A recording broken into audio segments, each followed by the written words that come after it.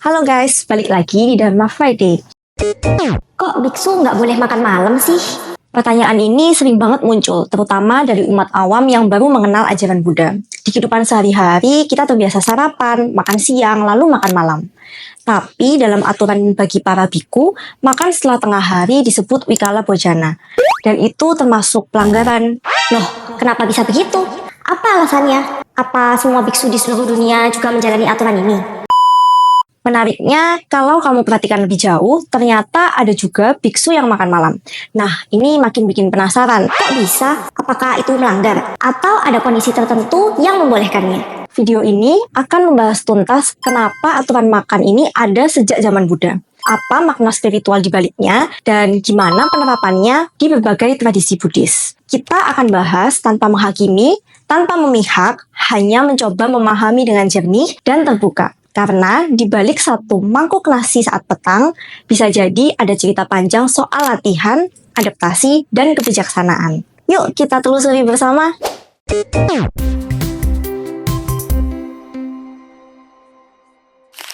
Kenapa sih biku nggak boleh makan malam? Pernah kepikiran nggak kenapa sih para biku, terutama yang benar-benar hidup disiplin, nggak makan malam? Bukan karena diet, bukan juga karena pengen hidup minimalis doang. Ini ada hubungannya sama aturan langsung dari Sang Buddha loh. Ini dikarenakan aturan sila ke-6 dalam ajaran Buddha yang melarang makan setelah setengah hari. Ini berlaku buat yang latihan 8 sila, apalagi biku yang punya ratusan aturan atau winaya. Intinya makan tuh cuma boleh sampai jam 12 siang aja. Kenapa begitu? Awalnya karena alasan praktis. Dulu ada biku yang kelamaan berpindah patah atau meminta makanan. Bahkan sampai malam dan bikin warga jadi salah paham. Akhirnya Sang Buddha bikin aturan, makan tuh hanya dari pagi sampai siang aja. Tapi bukan cuma alasan praktis loh. Ada sisi spiritualnya juga. Pagi sampai tengah hari dianggap waktu yang bersih dan cocok buat latihan. Sementara sore ke malam katanya sih waktu duniawi banget. Kerja, hiburan, rebahan, dan ngemil. Selain itu, dari sisi kesehatan juga masuk akal. Makan cuma sampai siang bikin tubuh lebih enteng, gampang fokus meditasi, dan gak harus begadang karena perut lagi sibuk mencerna makanan. Makanya, biku dan umat yang latihan 8 sila diajarkan buat gak makan malam. Perbandingan praktik Mahayana versus Theravada. Di tradisi Theravada, kayak Thailand atau Sri Lanka, aturan nggak makan setelah tengah hari itu dijalani dengan ketat. Biku makan 2 kali, pagi dan sebelum jam 12 siang. Lewat dari itu, nggak ada makanan padat yang masuk. Paling cuma minum air, teh, atau cairan manis kayak madu atau sari buah. Itu pun dihitung sebagai obat, bukan sebagai makanan. Umat awam yang latihan 8 sila juga ngikutin pola ini. Jadi, buat mereka, biku nggak makan malam itu udah biasa. Nah, di Mahayana, kayak di Tiongkok atau di Jepang, secara aturan sih sama. Biksu Mahayana juga terikat winaya dan bahkan punya lebih banyak sila. Beberapa biara malah wajib vegetarian total, tapi praktiknya agak beda. Di beberapa tempat, biksu Mahayana masih makan sore atau malam, walau ringan. Hal ini kadang bikin umat bingung. Kok biksunya makan malam padahal umat aja puasa? Jawabannya, karena ada penyesuaian budaya dan kondisi lokal. Tapi pada dasarnya tetap sama. Semua biku dari tradisi manapun sebenarnya terikat aturan nggak makan setelah tengah hari. Cuma beda soal penerapannya aja. Latar belakang historis dan adaptasi di tradisi Mahayana. Waktu ajaran Buddha menyebar ke Tiongkok, Korea, Jepang, dan negara-negara Asia Timur, kehidupan biara ikut menyesuaikan sama budaya dan kondisi setempat. Dan ini ngaruh ke aturan makan juga. Misalnya cuaca. Di India, siang hari panjang dan hangat.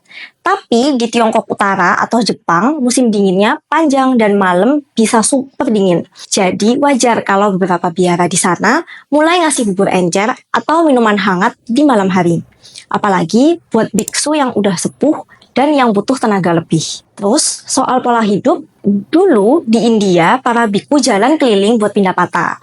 Tapi di Tiongkok, sistemnya berubah. Makanan disiapkan di dapur biara dan makan bareng di aula khusus. Karena makanan selalu tersedia, aturan nggak makan malam jadi tergantung kedisiplinan pribadi, bukan karena ketiadaan makanan. Yang ketiga, biksu Mahayana sering kerja fisik. Mereka tanam sayur, bangun kuil, sampai potong kayu. jadi butuh lebih banyak energi. Disinilah makan malam atau camilan sore jadi semacam isi bensin buat lanjut latihan. Faktor lain, pengaruh budaya dan pemerintah. Di Tiongkok, masyarakat lebih menuntut biksu untuk vegetarian daripada puasa siang. Bahkan di Jepang, pemerintah pernah izinin biksu untuk menikah dan makan daging. Jadi banyak komunitas modern di sana udah nggak lagi pegang aturan Vinaya seketat Theravada. Jadi intinya, Biara Mahayana mengalami adaptasi lokal. Beberapa aturan yang lama dilonggarkan karena kondisi. Tapi mereka juga nambah aturan baru, kayak wajib vegetarian demi ulas asih. Bedanya, Theravada cenderung pegang teguh semua aturan Vinaya. Sementara Mahayana lebih fleksibel, asal niat dan semangat bodhisattva tetap dijaga. Perbandingan praktik sehari-hari Theravada versus Mahayana. Secara praktis, pola makan para biku berbeda tergantung tradisi dan wilayah. Di Theravada, seperti Thailand, Sri Lanka, Myanmar, para biku bangun dini hari, bermeditasi, lalu pergi Pindapata untuk sarapan dan makan siang. Semuanya sebelum tengah hari. Setelah jam 12 siang, mereka nggak makan makanan padat lagi. Aktivitas sore lebih ke belajar dhamma atau meditasi. Dan mereka tidur lebih awal agar bisa bangun sebelum subuh. Ritme ini dianggap sehat dan cukup. Bahkan para biku merasa tubuh lebih ringan tanpa makan malam. Sementara itu, di Mahayana, terutama Tiongkok, para biksu juga mulai hari mereka dengan meditasi pagi dan sarapan bubur. Makan siang dilakukan sebelum tengah hari, dan di biara yang ketat, ini jadi makan terakhir. Tapi, banyak juga biara yang menyediakan minuman obat sore hari. Biasanya berupa sup ringan atau bubur encer. Dianggap bukan makanan, tapi obat. Beberapa biara modern seperti Fo Guang Shan dan atau Dharmadra Mountain bahkan menyediakan 3 kali makan. Menurut para guru mereka, aturan nggak makan malam bisa dilonggarkan demi menjaga kesehatan dan semangat latihan. Di Korea, praktiknya mirip. Saat retret intensif hanya 2 kali makan, tapi dalam kondisi normal 3 kali makan vegetarian, pagi, siang, dan sore jadi hal yang biasa.